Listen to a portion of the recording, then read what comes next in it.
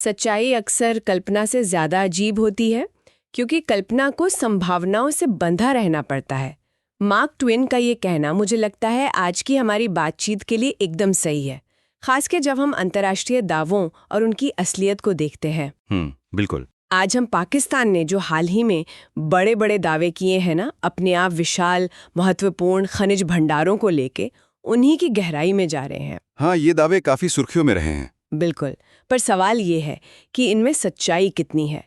हमारा ये विश्लेषण द हिंदू जैसे जो प्रतिष्ठित प्रकाशन है उनमें छपे लेखों पर आधारित है। ये लेख इन दावों को काफी बारीकी से देखते हैं, उनकी आलोचनात्मक समीक्षा करते हैं। हाँ, और ये जरूरी भी है। हाँ, खासकर यूपीएससी की तैयारी करने वालों के लिए या जो भी लोग समसामयिक मामलों पर नजर रखते हैं, उनके लिए ये समझना बहुत ज़रूरी है कि भू राजनीति में जो बड़े दावे किए जाते हैं और ज़मीनी हकीकत, उनमें अक्सर कितना फासला हो सकता है। बिल्कुल। संसाधन, अर्थशास्त्र और कूटनीति की दुनिया थोड़ी पेचीदा है ही। तो आज हमारा मकसद साफ है, जो भी आंकड़े और तथ्य उपलब्ध है उनकी कसौटी पर इन दावों को परखना और ये समझना कि बयानबाजी के पीछे असलियत क्या है। ठीक है, चलिए इसकी परतें खोलते हैं। तो कहानी शुरू होती है एक काफी दिलचस्प तस्वीर से। पाकिस्तान के सेना प्रमुख आसिम मुनीर वो व्हाइट हाउस में एक ब्रीफ केस खोलते हैं। हाँ, मैंने भी देखी थी वो तस्वीर। और कुछ चमकदार पत्थर दिखाते हैं। इस नाटकीय ढंग से ऐसा माहौल बना जैसे कि पाकिस्तान कोई अनदेखे खनिजों के बड़े खजाने पर बैठा हुआ है। एक तरह का इंप्रेशन बनाने की कोशिश। हाँ, और इसके फौरन बाद ही बड़े बड़े दावे सामने आने लगे। 2 अक्टूबर को शिकागो की एक पीआर फर्म है, पीआर न्यूज़ वायर, उसने दुनिया भर में 2 बड़े ऐलान कर दिए। अच्छा। क्या दावे थे? पहला तो ये कि पाकिस्तान के प्राकृतिक संसाधन लगभग 6 ट्रिलियन डॉलर के हैं और इससे वो दुनिया के सबसे बड़े कीमती धातुओं और दुर्लभ मृदा खनिजों वाले देशों में से एक बन गया है। 6 ट्रिलियन डॉलर्स, ये तो बहुत बड़ी रकम है। हाँ, और दूसरा दावा ये था कि पाकिस्तान ने अपने ही देश में निकाले और तैयार किए गए एंटीमनी, कॉपर कॉन्सेंट्रेट और नियोडीमियम व प्रेजोडाइमियम वाले दुर्लभ मृदा तत्वों की पहली खेप अमेरिका भेज दी है। अच्छा, मतलब एक्सपोर्ट भी शुरू हो गया। हाँ, और बताया गया कि ये शिपमेंट पाकिस्तान सरकार और एक कंपनी है यूएस स्ट्रेटेजिक मेटल्स, उनके बीच सितंबर में हुए $500 मिलियन के समझौते की शुरुआत है। 6 ट्रिलियन, ये आंकड़ा वाकई चौंकाने वाला है। लेकिन यहाँ सबसे पहली और दिलचस्प बात यह है कि ये आंकड़ा आया कहाँ से। हाँ, यही सवाल है। जब हम इसे थोड़ा खंगालते हैं तो पता चलता है कि ये किसी भी अंतर्राष्ट्रीय स्तर पर जो मान्यता प्राप्त डेटा या मानक होते हैं ना, उन पर आधारित नहीं लगता। जैसे कि कोई उदाहरण? मिसाल के तौर पर माइनिंग इंडस्ट्री में एक मानक है NI 43101। ये वैसे तो कनाडा का मानक है, लेकिन दुनिया भर के निवेशक और बाजार वो किसी खदान की आर्थिक व्यवहार्यता, मतलब उससे पैसा कमाया जा सकता है या नहीं, ये जानने के लिए इसी तरह के कड़े मानकों पर भरोसा करते हैं। अच्छा, तो ये एक तरह का सर्टिफिकेशन हुआ। हाँ, बिल्कुल। ऐसे मानकों के बिना ये 6 ट्रिलियन डॉलर का आंकड़ा सिर्फ एक अंदाजा लगता है, एक सैद्धांतिक मूल्यांकन कि जमीन के नीचे कुल मिलाकर क्या हो सकता है। ये वो नहीं है जिसे आज की तकनीक और बाजार की कीमतों पर मुनाफे के साथ निकाला जा सके। तो मतलब ये सिर्फ एक कच्चा अनुमान है, कोई पक्की गारंटी नहीं। बिल्कुल। और जब हम पाकिस्तान के अपने आधिकारिक आंकड़ों को देखते हैं या फिर यूएस जियोलॉजिकल सर्वे USGS जैसे स्वतंत्र स्रोतों को देखते हैं तो तस्वीर बिल्कुल अलग नजर आती है। क्या फर्क है? USGS मिनरल्स ईयरबुक के मुताबिक वित्तीय वर्ष 2020 में पाकिस्तान का पूरा खनिज और खनन उद्योग महज $6.5 बिलियन का था। सिर्फ $6.5 बिलियन? हाँ, और उनके खनिज निर्यात भी $1 बिलियन से कम थे। अब कहाँ $6.5 बिलियन और कहाँ 6 ट्रिलियन। ये तो जमीन आसमान का फर्क हो गया। हाँ, स्वतंत्र पर्यवेक्षक मानते हैं कि पाकिस्तान की जो खनिज भंडार वास्तव में निकाले जा सकते हैं, जिन्हें हम रिजर्व कहते हैं, उनका कुल संभावित मूल्य शायद 100 से 300 बिलियन डॉलर के बीच हो सकता है। 100 से 300 बिलियन डॉलर, ये भी कम नहीं है, लेकिन 6 ट्रिलियन से तो बहुत कम है। बिल्कुल, और इस पूरी क्षमता को हासिल करने में भी कुछ साल नहीं बल्कि कई दशक लगेंगे। दशक? अच्छा, तो ये 6 ट्रिलियन और 300 बिलियन में इतना बड़ा अंतर क्यों है? हाँ, और यहीं पर खनिज संसाधन और खनिज भंडार के बीच का फर्क समझना जरूरी हो जाता है। अच्छा, क्या फर्क है इन दोनों में? देखिए, संसाधन का मतलब है कि भूवैज्ञानिकों को लगता है कि जमीन के नीचे किसी खनिज की कुल कितनी मात्रा मौजूद हो सकती है। ये एक अनुमान है, एक तरह से संभावना। ठीक है। लेकिन भंडार या रिजर्व उस संसाधन का सिर्फ वो हिस्सा होता है जिसे मौजूदा टेक्नोलॉजी और आर्थिक स्थितियों में मुनाफे के साथ निकालना संभव है। मतलब ये एक साबित हो चुकी संपत्ति है, प्रूवन एसेट। अच्छा। किसी संसाधन को भंडार का दर्जा देने के लिए बहुत गहन तकनीकी और आर्थिक अध्ययन करने पड़ते हैं। ड्रिलिंग करनी पड़ती है, सैंपल टेस्ट करने पड़ते हैं, तब जाके पता चलता है। पाकिस्तान का ये जो 6 ट्रिलियन का आंकड़ा है, वो लगभग निश्चित रूप से संसाधन की श्रेणी में आता है, जिसके लिए वो भंडार साबित करने वाले जरूरी अध्ययन अभी बाकी हैं। ऐसा लगता है कि ये निवेशकों को लुभाने के लिए इस्तेमाल किया गया एक बढ़ा चढ़ाकर बताया गया प्रचार का आंकड़ा है, न कि जमीनी हकीकत। तो पहला बड़ा दावा 6 ट्रिलियन वाला वो तो काफी खोखला नजर आता है। अब उस शिपमेंट की बात करते हैं जिसमें 3 खास खनिजों का जिक्र था, तांबा, एंटीमनी और दुर्लभ मृदा तत्व। पहले तांबे को लेते हैं। इस दावे में कितना दम है? तांबे के मामले में स्थिति थोड़ी बेहतर है। ये बात सही है कि पाकिस्तान में, खासकर बलूचिस्तान के चागाई जिले में, सोने और तांबे के जाने माने भंडार हैं। रेकोडिग और सांधक ये यहाँ की प्रमुख खदानें हैं। रेकोडिग का नाम तो सुना है। हाँ, रेकोडिग को तो विश्व स्तरीय भंडार माना जाता है, लेकिन ये अभी तक लगभग पूरी तरह से अविकसित है। मतलब काम शुरू नहीं हुआ ठीक से। इसे विकसित करने का काम अब बैरिक गोल्ड नाम की एक बड़ी अंतर्राष्ट्रीय कंपनी कर रही है। अच्छा, बैरिक गोल्ड। हाँ, और उन्होंने उत्पादन शुरू करने का लक्ष्य 2028 रखा है। तो देखिए, ये रेकोडिग का सौदा ही दिखाता है कि एक बड़ी खदान को विकसित करने और उससे उत्पादन शुरू करने में कितना लंबा वक्त लगता है। सालों दशकों लग जाते हैं। 2028 यानी अभी 3-4 साल और? हाँ, कम से कम। सिर्फ सरकारी आशावाद से कुछ ही सालों में उत्पादन चालू नहीं हो जाता। दूसरी तरफ सांदक खदान है।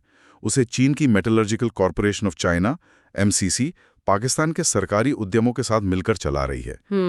और USGS के आंकड़े भी इस बात की पुष्टि करते हैं कि पाकिस्तान कॉपर कॉन्सेंट्रेट का उत्पादन करता है। इसलिए अमेरिका को कॉपर कॉन्सेंट्रेट की खेप भेजने का दावा वो विश्वसनीय लगता है। ठीक है, तो तांबे वाला दावा तो कुछ हद तक सही है, भले ही बड़े पैमाने पर उत्पादन अभी दूर की कौड़ी लगे। अब आते हैं एंटीमनी पर। ये तत्व आजकल काफी चर्चा में है। स्ट्रैटेजिक मिनरल माना जाता है। हाँ, क्योंकि इसका इस्तेमाल आग रोकने वाले केमिकल्स, सेमीकंडक्टर चिप्स और रक्षा उपकरणों में होता है। और दुनिया भर में एंटीमनी की सप्लाई पर चीन का दबदबा है। अमेरिका जैसे देशों में इसका अपना कोई घरेलू उत्पादन नहीं है। तो क्या पाकिस्तान ने इसी मौके को भुनाने की कोशिश की है? कोशिश तो जरूर की है, लेकिन यहां भी दावे और हकीकत के बीच फासला नजर आता है। पहली बात, पाकिस्तान के आधिकारिक आंकड़े देखें तो 2021 में उन्होंने सिर्फ 66 मीट्रिक टन एंटीमनी का उत्पादन किया था। सिर्फ 66 टन। बस इतना? हाँ, हाल के कुछ सालों में उत्पादन दोबारा शुरू जरूर हुआ है, लेकिन पाकिस्तान को एंटीमनी उत्पादन का कोई बड़ा केंद्र नहीं माना जाता। बिल्कुल नहीं। फिर मार्च 2025 में पाकिस्तान ने एक बड़े एंटीमनी भंडार की खोज का ऐलान किया। अच्छा। लेकिन इस ऐलान के साथ समस्या ये है कि इस भंडार के आकार और गुणवत्ता की किसी स्वतंत्र एजेंसी ने पुष्टि नहीं की है। ना ही कोई भरोसेमंद भूवैज्ञानिक नक्शा या डेटा जारी किया गया है जिससे इस दावे की पड़ताल की जा सके। मतलब सिर्फ घोषणा हुई है, सबूत नहीं। हाँ, बिल्कुल। तो यहाँ एक महत्वपूर्ण सवाल खड़ा करता है कि क्या बिना किसी ठोस सबूत के ऐसे दावों पर भरोसा किया जा सकता है, खासकर जब बात सप्लाई चेन सुरक्षा जैसे गंभीर मसलों की हो। सही बात है। अमेरिका अगर चीन पर अपनी निर्भरता कम करना चाहता है तो उसके पास एंटीमनी के लिए पाकिस्तान से कहीं ज्यादा भरोसेमंद और स्थिर भागीदार मौजूद हैं। ऑस्ट्रेलिया है, बोलीविया है, ताजिकिस्तान है। इन देशों के पास न सिर्फ बड़े बल्कि साबित हो चुके प्रूवन एंटीमनी भंडार हैं। पाकिस्तान का दावा इनके सामने काफी कमजोर पड़ता है। तो एंटीमनी का मामला भी थोड़ा पेचीदा लगता है, पर अब आते हैं उस दावे पर जो शायद सबसे ज्यादा चौंकाने वाला और संदेह पैदा करने वाला है, दुर्लभ मृदा तत्व यानी रेयर अर्थ एलिमेंट्स REES का। क्या पाकिस्तान सच में REES भेज रहा है? देखिए, इस दावे पर संदेह करना बिल्कुल जायज है और इसके कई कारण हैं। सबसे पहले US जियोलॉजिकल सर्वे USGS के जो सबसे ताज़ा उपलब्ध आंकड़े हैं 2020-21 मिनरल्स एयरबुक, वो साफ दिखाते हैं कि पाकिस्तान ने 0 REE उत्पादन किया। जीरो। बिल्कुल भी नहीं। बिल्कुल भी नहीं। पाकिस्तान का अपना जियोलॉजिकल सर्वे भी अपनी सालाना रिपोर्ट में सिर्फ एक लाइन में जिक्र करता है कि थार कोलफील्ड, मतलब कोयले की राख, उसमें REE की मौजूदगी की जांच की जा रही है। बस। यानी उत्पादन तो दूर, अभी खोज ही मतलब बहुत शुरुआती दौर में लगती है। बिल्कुल। और ये तो सिर्फ खनन की बात हुई। आरईईज को अयस्क से निकालना और उन्हें शुद्ध करना, जिसे प्रोसेसिंग और रिफाइनिंग कहते हैं, वो एक बेहद जटिल और तकनीकी प्रक्रिया है। इसके लिए खास महारत और महंगी मशीनरी चाहिए होती है, जो फिलहाल पाकिस्तान के पास मौजूद नहीं लगती। हाँ, ये हो सकता है कि पाकिस्तान के कुछ इलाकों जैसे खैबर पख्तूनख्वा में हल्के दुर्लभ मृदा तत्वों, light rare earth elements LREE के कुछ भंडार हों। हल्के वाले LREEs। हाँ, लेकिन इन भंडारों का आकार कितना बड़ा है और उनकी गुणवत्ता कैसी है, इसकी कोई स्वतंत्र पुष्टि नहीं हुई है। स्वतंत्र अनुमान पाकिस्तान के कुल आरईई भंडार को महज 100,000 से 4 लाख टन के बीच बताते हैं। ये कितना होता है तुलना में? इसकी तुलना अगर भारत के 7 मिलियन टन से ज्यादा या अमेरिका के 2 मिलियन टन से ज्यादा के स्थापित भंडारों से करें तो ये बहुत कम है। ओह, काफी कम है। और सबसे महत्वपूर्ण बात, ऐसा लगता है कि पाकिस्तान के पास भारी दुर्लभ मृदा तत्वों, heavy rare earth elements, HREs के कोई खास भंडार हैं ही नहीं। और ये LREs और HREs का फर्क क्यों महत्वपूर्ण है, खासकर अमेरिका के नजरिए से? ये समझना बहुत जरूरी है। देखिए, अमेरिका अपनी LRE सप्लाई को लेकर ज्यादा चिंतित नहीं है। वो खुद अपनी MP मटेरियल्स कंपनी और कैलिफोर्निया की माउंटेन पास खदान के जरिए अपनी घरेलू LRE सप्लाई बढ़ा रहा है। अच्छा। सच तो यह है कि LREs के बाजार में फिलहाल सप्लाई ज्यादा और मांग कम है। एक तरह का ग्लट है। अमेरिका की असली चिंता और रणनीतिक कमजोरी HREs को लेकर है। हेवी रेयर अर्थ्स जैसे डिस्प्रोजियम। ये HREs हाईटेक मैग्नेट और रक्षा प्रणालियों के लिए बहुत जरूरी हैं, और इनके लिए अमेरिका आज भी काफी हद तक चीन पर निर्भर है। पाकिस्तान के पास अगर LREs हैं भी, तो वो अमेरिका की इस HRE वाली समस्या का समाधान नहीं करते। अच्छा, यहाँ ये वास्तव में दिलचस्प हो जाता है। तो फिर उस शिपमेंट का क्या मतलब है जिसमें कहा गया कि नियोडिमियम और प्रेसोडायमियम युक्त दुर्लभ मृदा तत्व भेजे गए? ये तो REEs ही है ना? हाँ, यहीं पर बारीकी समझने की जरूरत है। नियोडिमियम और प्रेसोडायमियम ये LREs हैं। ये तत्व प्राकृतिक रूप से कुछ खास तरह के खनिज अयस्कों में पाए जाते हैं। अयस्क में? हाँ, तो लगभग पूरी निश्चितता के साथ कहा जा सकता है कि पाकिस्तान ने जो शिपमेंट भेजा वो दरअसल एक कच्चा खनिज अयस्क था, पत्थर जैसा समझ लीजिए, जिसमें ये तत्व अपनी प्राकृतिक संरचना के हिस्से के तौर पर मौजूद थे। अच्छा, तो वो प्रोसेस्ड नहीं था? बिल्कुल नहीं। ये नियोडिमियम ऑक्साइड या प्रेसोडायमियम ऑक्साइड का तैयार यानी अलग किया हुआ या परिष्कृत रिफाइंड शिपमेंट नहीं था। असली औद्योगिक मूल्य और उपयोगिता इन्हीं परिष्कृत ऑक्साइड्स की होती है। तो इस सब का क्या मतलब निकलता है फिर? हमने 6 ट्रिलियन के दावे को देखा, वो तो मतलब हवा ही लगता है। तांबे का दावा कुछ हद तक सही है, पर उसमें वक्त लगेगा। एंटीमनी का दावा भरोसेमंद विकल्पों के सामने फीका पड़ता है। और REEs का दावा खासकर तैयार माल और अमेरिका की जरूरत वाले HREs के लिहाज से तो बेहद संदिग्ध है। बिल्कुल सही सारांश है। अगर हम इसे बड़ी तस्वीर से जोड़ते हैं तो ये मामला सिर्फ खनिजों का नहीं है, ये भू राजनीतिक संकेतों का, आर्थिक कूटनीति का और दावों के सत्यापन के महत्व का भी है। 6 ट्रिलियन का आंकड़ा एक आकर्षक कहानी गढ़ता है, लेकिन बिना ठोस सबूतों के ये सिर्फ एक कहानी ही रह जाती है। तांबा वास्तविक है, लेकिन वो दशकों का खेल है।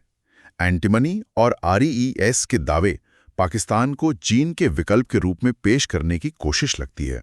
हाँ, लगता तो ऐसा ही है। लेकिन जमीनी हकीकत इस दावे का समर्थन नहीं करती, खासकर उन HREs के मामले में जिनकी अमेरिका को सबसे ज्यादा जरूरत है। स्रोतलेख यानी द हिंदू का विश्लेषण भी इसी निष्कर्ष पर पहुंचता है कि ऐसा लगता है कि पाकिस्तान एक तरह से चाल चल रहा है, पुलिंग अ फास्ट वन, शायद निवेश आकर्षित करने या कूटनीतिक लाभ लेने के लिए। अच्छा। और स्रोतलेख एक दिलचस्प अनुत्तरित सवाल भी उठाता है। क्या सवाल? वो ये कि अगर पाकिस्तान के दावे इतने संदिग्ध हैं और अमेरिका के अपने सरकारी आंकड़े जैसे USGS भी इनकी पुष्टि नहीं करते, तो फिर अमेरिका इन बड़े दावों पर विचार करने को तैयार क्यों दिख रहा है? क्या इसके पीछे कोई और रणनीतिक कारण है? ये अपने आप में एक अलग और गहरी पड़ताल का विषय हो सकता है, जिसे स्रोत लेख ने सिर्फ छुआ है, जवाब नहीं दिया। ये वाकई सोचने वाली बात है। तो कुल मिलाके आज की इस चर्चा से जो मुख्य बात सामने आती है वो ये कि पाकिस्तान द्वारा जो प्रचारित की जा रही है खनिज क्षमता और जो उपलब्ध सत्यापन योग्य डेटा है, उसके बीच एक बहुत बड़ा अंतर है। हाँ, एक बड़ा गैप है। और ये केस स्टडी खासकर यूपीएससी की मुख्य परीक्षा या प्रारंभिक परीक्षा की तैयारी करने वालों के लिए ये समझने में मददगार हो सकती है कि अंतर्राष्ट्रीय मंच पर किए गए दावों का आलोचनात्मक विश्लेषण कितना जरूरी है। बिल्कुल, सिर्फ हेडलाइन पर नहीं जाना चाहिए। हाँ, संसाधन भू राजनीति एक जटिल खेल है जहां सुर्खियों पर जाने से पहले तथ्यों की गहराई से पड़ताल करनी चाहिए। अगर आपको ये विश्लेषण पसंद आया और आप ऐसे ही समसामयिक मुद्दों की गहन पड़ताल में रुचि रखते हैं तो कृपया इस चर्चा को लाइक करें, हमारे चैनल को सब्सक्राइब करें और अपनी प्रतिक्रिया या अगर आपकी कोई प्रश्न है तो नीचे टिप्पणी अनुभाग में हमें जरूर बताएं। और जाते जाते एक विचार के लिए सवाल छोड़ जाते हैं। ये सीधे तौर पर स्रोत में नहीं है, लेकिन इसी चर्चा से उभरता है। किसी देश की संसाधन संपदा की सिर्फ धारणा ही, मतलब सिर्फ ये सोच के वहां बहुत कुछ है, भले ही वास्तविकता अनिश्चित या कम हो, वो अंतर्राष्ट्रीय संबंधों, निवेश और भू राजनीतिक समीकरणों को किस हद तक प्रभावित कर सकती है। दिलचस्प सवाल है। या फिर दुनिया के पास ऐसे बड़े बड़े संसाधन दावों को प्रमुख साझेदारियां बनने से पहले निष्पक्ष रूप से सत्यापित करने के लिए क्या पुख्ता तरीके या जांच पड़ताल की व्यवस्थाएं मौजूद हैं? इन सवालों पर सोचना आज की दुनिया को समझने के लिए जरूरी है। ये विश्लेषण हमारे सभी श्रोताओं के लिए जानकारीपूर्ण और उपयोगी रहा होगा। अगली बार फिर मिलेंगे एक और अहम मुद्दे के साथ।